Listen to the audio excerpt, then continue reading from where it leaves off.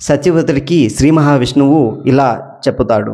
ఓ రాజా, నీవు ఓ పెద్ద నౌకని సిద్ధం చేయు. అందులో ఋషులు, జీవరాశులు, విత్తనాలు, అలా జీవుని మనుగడకి కావలసినవి అన్నిటిని కూడా సమకూర్చు దానిలో పెట్టు. ఈ ప్రళయకాలం లోపల హయగ్రీవుడు అనే ఒక రాక్షసుడు బ్రహ్మదేవుడి దగ్గర నుంచి వేదాలను అపహరించి సముద్రము అడుగుబాగున దాక్కునే ప్రయత్నం చేస్తాడు.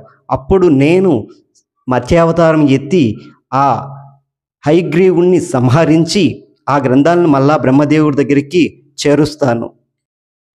అలాగే స్వామి అంటూ సత్యవ్రతుడు శ్రీ మహావిష్ణువు నుంచి సెలవు తీసుకుంటాడు. ఇక్కడ సత్యవ్రతుడు చాలా సంతోషానికి గురవుతాడు. దానికి గల కారణం ఎన్నో సంవత్సరాల నుంచి తన పూజ ఫలించింది అని చెప్పి, అలాగే తనకు ఒక గొప్ప కార్యము శ్రీ మహావిష్ణువు అప్పగించాడని చెప్పి, దాన్ని ఎలాగైనా అద్భుతంగా చేయాలని చెప్పి చాలా చాలా సంతోషంతో ఉర్రూతలు ఊగిపోతూ ఉంటాడు సత్యవ్రతుడు.